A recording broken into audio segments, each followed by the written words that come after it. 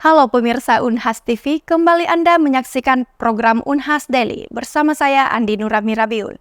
Dalam beberapa menit ke depan kami akan menyajikan berita-berita terpercaya hanya untuk Anda.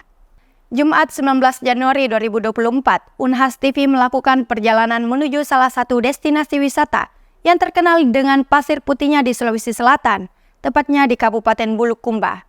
Liburan tersebut juga menjadi family gathering pertama yang diadakan Unhas TV semenjak didirikan pada tahun 2023 lalu. Bagaimana keseruannya? Simak berita selengkapnya. Unhas TV berkunjung ke destinasi wisata eksotis yakni Pantai Tanjung Bira, sang primadona dari ujung selatan Pulau Sulawesi.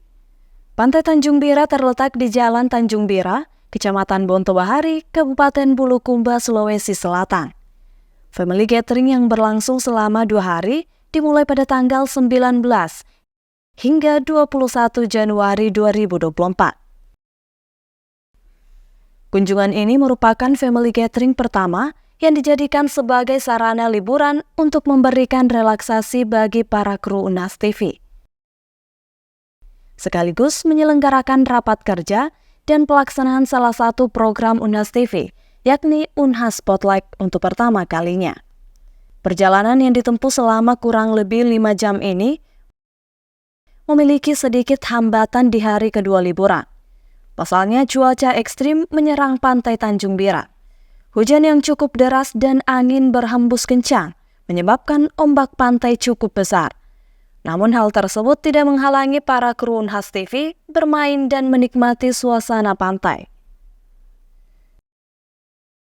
Tidak hanya pantai, Tanjung Bira juga memiliki objek wisata lain yang menarik untuk dikunjungi, seperti Titik Nol Bulukumba. Titik Nol Bulukumba merupakan salah satu spot favorit para pengunjung wisata saat berada di Tanjung Bira. Selain itu, para kru juga berkunjung di Pantai Bara, surga tersembunyi di wilayah timur Sulawesi Selatan. Rahmatia, Andi Muhammad Syafrizal, Unhas TV.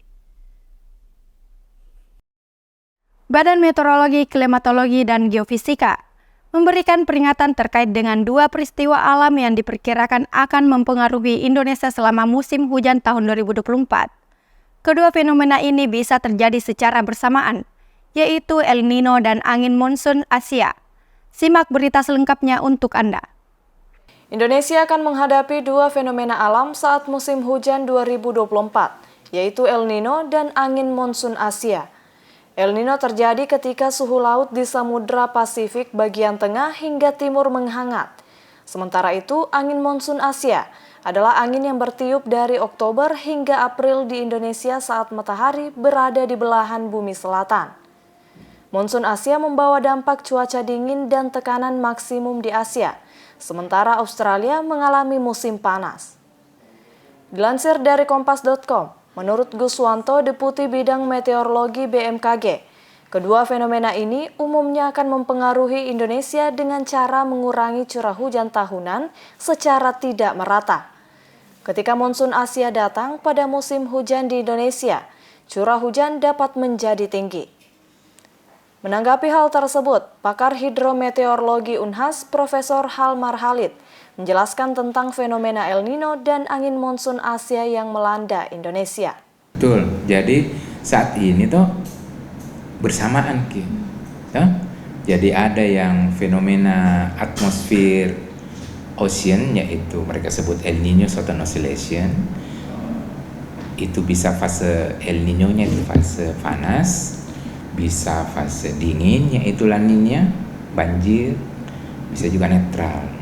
Nah, saat ini tuh fase El Nino yang ada saat ini itu dalam fase panas, El Nino. Ya kan? Cuman El Nino-nya melemah. Ya, sudah lewat puncaknya ceritanya. Nah, muson itu ada memang. Ada, maksudnya itu barang itu ada. Tidak seperti El Nino yang naik turun dan sebagainya. Kalau muson itu yang kita itu kenal sebagai musim panas atau wet season, itu musim banyak hujan, basah, dengan musim kering, dry season. Kita itu sekarang ini musim basah, kan? Nah, dia berinteraksi dengan El Nino yang lemah. Jadi tadinya kalau tanpa El Nino tuh, itu muson kita itu katakanlah dia punya curah hujan 100 mm, dengan adanya El Nino yang kering, itu yang 100 bisa kena diskon, katakanlah 10-20, sisa 80. Jadi tetap ada hujannya. Tapi kalau misalkan pada saat sekarang toh kena La Niña, itu lebih tinggi dari 100 mm. Nah, maksudnya bisa kan ya. Jadi muson itu tetap ada anytime. Yang bisa memvariasi itu naik turunnya, itu tinggi rendahnya hujan akibat muson itu karena adanya El Nino atau La Niña. Itu dulu, nah? Belum kasih masuk lagi efek lain yang saya bilang tadi, IOD, Indian Ocean Dipole. Belum lagi kalau ada MJO, Madden-Julian Oscillation. Ini semua itu berinteraksi dengan muson pada saat ini. Nah, makanya di kemudian tidak lama lagi kita akan membuat model untuk menyatukan semua itu, input itu, untuk melihat pengaruhnya terhadap curah hujan. Begitu. Jadi bukan hanya dua itu ya. Ada beberapa faktor. Sekali lagi saya ulang, faktor hujan di Indonesia itu pertama itu muson, yang kedua itu El Nino, faktor ketiga itu adalah Indian Ocean Dipole yang ada di Samudra Hindia. Kalau El Nino kan sumbernya di Pasifik. Kalau IOD itu di Samudra Hindia. Lalu satu lagi osilasi yang lebih cepat, MJO, Madden-Julian Oscillation. Itu semua itu ada nulis bahwa semua itu uap air yang akan berkontribusi dengan yang muson yang kita alami normal. Reguler itu dia reguler. Setengah-setengah setahun. Ada namanya musim basah, ada namanya musim kering. Ini musim basah ceritanya ini sekarang ini. Kalau El Nino itu Prof? Itu yang susah itu karena mereka sebut kuosi tidak stabil.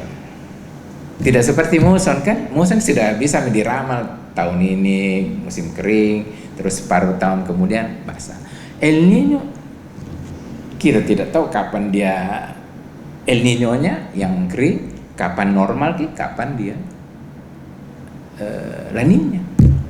Dan tidak intervalnya juga mau-maunya juga. Tidak ada yang Itu memang makanya ini sangat menantang ini untuk memprediksi itu El Nino karena dia tidak reguler. Dia bilang 5 tahun baru datang lagi. Tapi itu semua itu kalau nanti dilihat apa tuh grafiknya. Ini ada contoh. Itu merah itu El Nino, biru itu La Niña. Lihat tahunnya. Ya kan? Ada suatu waktu El Nino saja ini kurun waktu 85 sampai 90, coba lihat. Satu El Nino, dua La Niña. Ya, lihat kita. Jadi biru itu La Niña, merah itu El Nino. Tapi kurun waktu 90-95 dalam 5 tahun tuh hanya El Nino toh dari gambar ini. Nah ini adil di sini 95. Itu ada merah sedikit, biru, merah, biru, dua-dua. Maksudnya 2 El Nino-nya, 2 juga La Niña-nya. Nah, itu kan sebenarnya jadi misteri kan. Lantas tahun depan bagaimana? Itu nih gunanya itu tadi prediksi kita buat 1 tahun ke depan, 2 tahun ke depan gitu. Itu nih. Meskipun dapat muncul dampak seperti banjir, tanah longsor, dan angin puting beliung, pemerintah mengimbau masyarakat untuk tetap waspada tanpa perlu panik. Mengenali lingkungan dan potensi bencana di tempat tinggal menjadi penting untuk upaya mitigasi. Salah satu cara efektif adalah dengan memahami kondisi cuaca dan lingkungan lokal, seperti melalui peta cuaca interaktif dunia dan pelacak badai waktu nyata seperti Zoom Earth, sebuah situs web gratis yang dapat diakses oleh pengguna. Memantau kondisi cuaca dapat secara signifikan mengurangi dampak bencana hidrometeorologi yang dapat terjadi kapan saja.